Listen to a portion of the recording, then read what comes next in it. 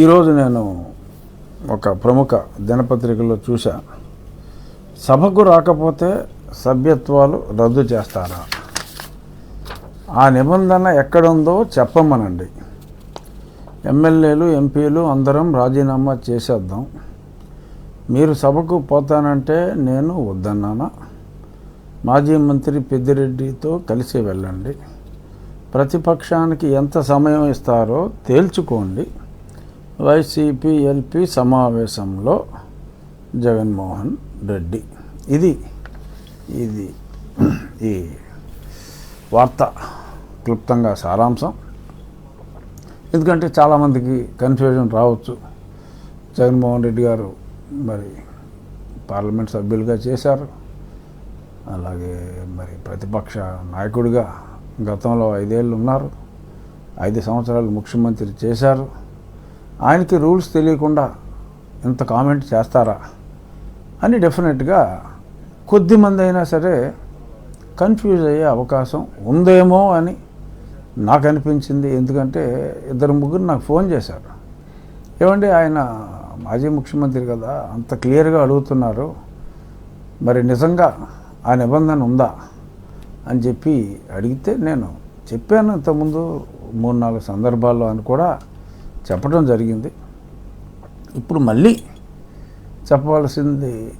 చెప్పవలసిన అవసరం ఉందేమో అని నాకు అనిపించి ఆ క్లారిఫికేషన్ ఇవ్వటానికి 190 (4) భారత రాజ్యాంగం. ఎవరైనా సరే ఎప్పుడైనా జస్ట్ ఈ 190 అన్నదే నోట్ చేసుకోండి, సరిపోతుంది. చాలా స్పష్టంగా అందులో ఉంది, ఎవరైనా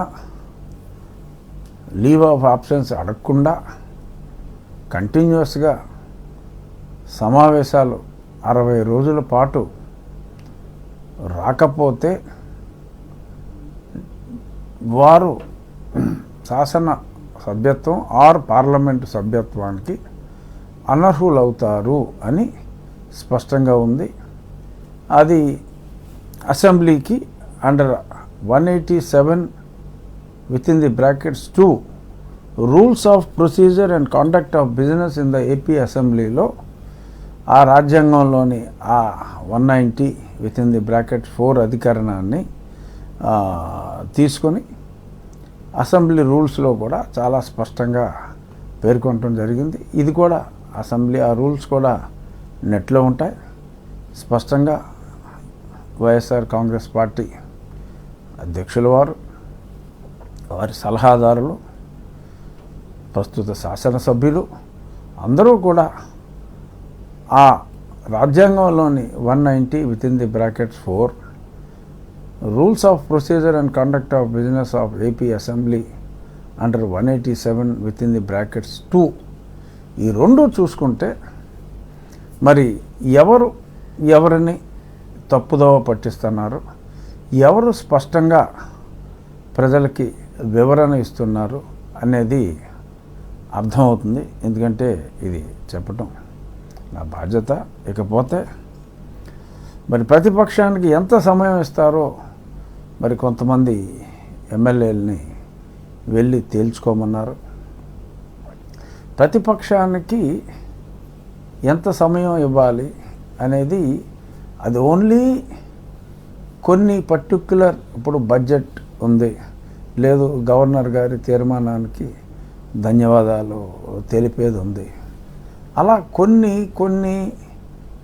బిల్స్కి ఆ బిల్లు మీద మాట్లాడేటప్పుడు బిజినెస్ అడ్వైజరీ కమిటీలో ఆ బిల్స్ వచ్చినప్పుడు ఏ పార్టీకి ఎంత సమయం ఇవ్వాలి అంటే ఆ పార్టీల స్ట్రెంగ్త్ని బట్టి ఆ సమయం ఉంటుంది. అది ఓన్లీ సూచన, స్ట్రిక్ట్గా దాన్ని ఫాలో అవ్వాల్సిన అవసరం లేదు. ఎందుకంటే ఇండిపెండెంట్ మెంబర్స్ కూడా అవకాశం ఇస్తారు, ఒక్కళ్ళే ఉన్నా కూడా వాళ్ళకు కూడా అవకాశం ఇస్తారు, కొంచెం తక్కువ సమయం ఇస్తారు. ఓవరాల్గా ఫర్ ఎగ్జాంపుల్ ఇప్పుడు ఎంతోమంది తెలుగుదేశం పార్టీకి సంబంధించిన సభ్యులు ఉన్నారు. వాళ్ళకి 5 నిమిషాలే సమయం ఇస్తాం, 10 నిమిషాలే సమయం ఇస్తాం అంటూ సమంజసం కాదు. కొద్దిమంది మాట్లాడే అవకాశం ఉంటుంది. ఎందుకంటే ఆ పార్టీకి 10 నిమిషాలే ఇస్తాం అని అన్నారనుకోండి, మరి 130 మంది పైబడి ఉన్న ఆ పార్టీలో మరి అంతమంది సభ్యులు ఉన్నప్పుడు వాళ్ళకి నేను ఆ 10 నిమిషాలే ఇస్తాను అంటాం సమంజసం కాదు. సో కాబట్టి మనకి లోక్సభ ఆర్ ఎనీ అసెంబ్లీ విధి విధానాల్లో ఆ కేటాయించే సమయం బిజినెస్ అడ్వైజరీ కమిటీలో కూర్చున్నప్పుడు డిసైడ్ అవుతుంది. వీళ్ళు యువజన శ్రామిక రైతు కాంగ్రెస్ పార్టీ వారు బీఏసీకి కూడా రావటం లేదు. వచ్చినప్పుడు ఈ పర్టికులర్ టాపిక్ మీద మాకు కాస్త ఎక్కువ సమయం ఇవ్వండి అని వారు అడిగితే శాసనసభాపతి గారు కన్సిడర్ చేయొచ్చు. ఆ డిస్క్రిప్షన్ చాలా వరకు ఉంటుంది. బట్ అసెంబ్లీలో శాసనసభ్యులు మాట్లాడేది ఒక బిల్లుల మీదే కాదు, 0 అవర్ ఉంటుంది. మెయిన్గా ముఖ్యంగా ప్రశ్నోత్తరాల సమయం క్వశ్చన్ అవర్ ఉంటుంది. ప్రతిరోజు క్వశ్చన్ అవర్లో 2 ప్రశ్నలు వైఎస్ఆర్ కాంగ్రెస్ పార్టీ వారికి వస్తున్నాయి. కాకపోతే వారెవరో సభలో ఉండలేదు. ప్రతి ప్రశ్నకి కనీసం 10 నిమిషాల పాటు మినిమం చర్చ జరుగుతుంది. కొన్ని ప్రశ్నలకి ఒక్కొక్కసారి 20 నిమిషాలు కూడా చర్చ జరుగుతుంది. మరి వారి 2 ప్రశ్నలకి వారు ఉంటే మరి చాలా సమయం వారికి ఆటోమేటిక్గా కేటాయించడం జరిగి ఉండేది. అలాగే 0 అవర్లో రెస్ట్రిక్షన్స్ ఏమీ లేవు. కాలింగ్ అటెన్షన్ అని ఒక ఆయుధం ఉంది. మరి ఏదన్నా ఎమర్జెన్సీగా matter of urgent public importance ఉన్నప్పుడు ఆ మధ్యన ఎక్కడికో వెళ్ళారు, ఏదో ఆందోళన చేశారు, సపోజ్ ఆ సమయంలో అసెంబ్లీ ఉందనుకోండి, ఓకే పలానా ఇష్యూ మీద కాలింగ్ అటెన్షన్ నోటీస్ ఇచ్చారు అంటే ఆ సంబంధిత మంత్రి గారు ఇప్పుడు నోటీస్ ఇచ్చిన ఆయనకి అవకాశం ఇస్తారు. ఆ సంబంధిత మంత్రి గారు సమాధానం చెప్తారు. షార్ట్ డిస్కషన్ ఒక అరగంట సేపు దాని మీద కూడా చర్చ జరుగుతుంది. అలాగే అడ్జర్న్మెంట్ మోషన్ అని ఉంటుంది. ఏదన్నా ఇంతకు మించి ఎమర్జెన్సీ వస్తే అప్పటికప్పుడు సభ రెగ్యులర్ బిజినెస్ని ఆపి కూడా 10% మంది సంతకం పెట్టవలసిన అవసరం ఉంది అక్కడ. అంటే మన సభ్యుల సంఖ్య 175 ఉంటే సుమారు ఒక 18 మంది సంతకం పెడితే ఆ మ్యాటర్ ఇంపార్టెన్స్ని బట్టి అది కూడా అలౌ చేస్తారు, అడ్జర్న్మెంట్ మోషన్. సో ఇలాగా సభ్యులు మాట్లాడటానికి ఎన్నో ఉన్నాయి శాసనసభలో. అంతేగాని నాకు ఎంత సమయం ఇస్తారో కనుక్కోండి అంటే నువ్వు కాలింగ్ అటెన్షన్ ఇస్తావా, అడ్జర్న్మెంట్ మోషన్ ఇస్తావా, నువ్వు ప్రశ్నోత్తరాల సమయంలో అడుగుతావా, 0 అవర్లో అడుగుతావా అన్నదేమీ తెలియకుండా మరి నాకెంత సమయం ఇస్తారు, మీకెంత సమయం ఇస్తారు, మీరే తెలుసుకోండి పోండి అని అంటాం.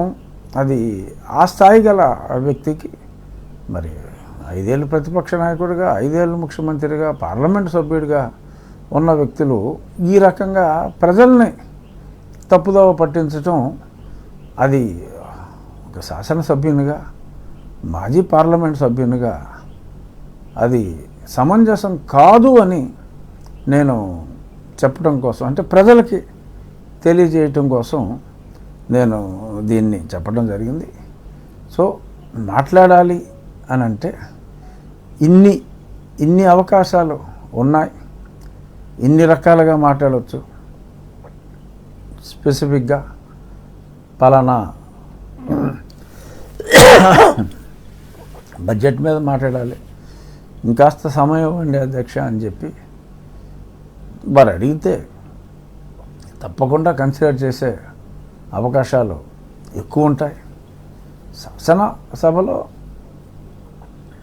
సభ్యతా సంస్కారాలతో మాట్లాడుతున్నప్పుడు తప్పకుండా కాస్త సమయం ఎక్కువ ఇచ్చే అవకాశాలే ఉంటాయని చెప్పి సవినయంగా ఇది తెలియజేస్తున్నా. ఇంకా మరి గతంలో మరి ఇప్పుడు ముఖ్యమంత్రి గారు సభకు రాలేదు, అప్పుడు మేమేమన్నా ఈ రకంగా ఈ రూల్స్ చెప్పామా అన్నారు.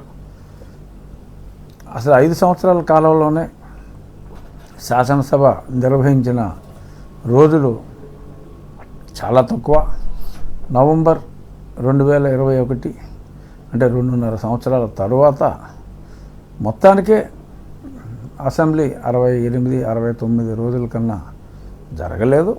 5 సంవత్సరాలు కలిపి ఆ కొరవ 2.5 సంవత్సరాల్లో కనీసం 35 రోజులు కూడా సభ జరగలేదు. కాబట్టి ఆ ప్రశ్నే ఉత్పన్నం కాలేదు. ఈయన మొదటి రోజు నుంచే రానని చెప్పటం జరిగింది. కాబట్టి ఆ రూల్ అన్నది రాజ్యాంగంలో రాసి ఉన్నది. మరి అది రాజ్యాంగమే తప్పు అని ఈయన అంటారా? మరి రాజ్యాంగం చదవకపోవటం ఆయన తప్పని ప్రజలు అనుకుంటారేమో అన్న విచక్షణ లేకుండా మరి వారు ఎందుకని మాట్లాడారో. ఎందుకంటే ఈ ఇష్యూ నేను గతంలో 1-2 సార్లు మాట్లాడున్నాను. కాబట్టి ఈరోజు అంటే ఈ పేపర్లో వచ్చిన వార్త నిజమని నేను భావించి నేను ఈ క్లారిఫికేషన్ ఇవ్వటం కోసం ఈ చిన్న సమావేశం పెట్టడం జరిగింది. మీరు ఇన్ని అవకాశాలు ఉన్నాయి. మళ్ళీ చెప్తున్నా, క్వశ్చన్ అవర్ ఉంది, 0 అవర్ ఉంది, కాలింగ్ అటెన్షన్ ఉంది, అడ్జర్న్మెంట్ మోషన్ ఉంది. ఇది కాక స్పెసిఫిక్గా ఏదైనా డిబేట్లో బిల్లు మీద డిస్కషన్లో పాల్గొనాలి అని అనుకుంటే బీఏసీలో సమయం దయచేసి అడగండి. లేదు సభ జరిగేటప్పుడైనా సరే సభలో అడగండి. అడిగిన తర్వాత సమయం ఇవ్వకపోతే ఇదిగో చూసారా ఇవ్వలేదు సమయం అని మాట్లాడటం ఎంతో కొంత సమంజసం అవుతుందేమో కానీ అసలు సభకే రాకుండా మరి ఈ రకంగా మాట్లాడటం అది సమంజసం కాదు అని సవినయంగా వైఎస్ఆర్ కాంగ్రెస్ పార్టీ శాసనసభ్యులకి తెలియజేస్తున్నాను. చూద్దాం మరి క్లారిఫికేషన్ తర్వాత మరి సభలో ఏమన్నా మార్పులు ఉంటాయేమో, మార్పులు ఉండాలని ఆశిద్దాం.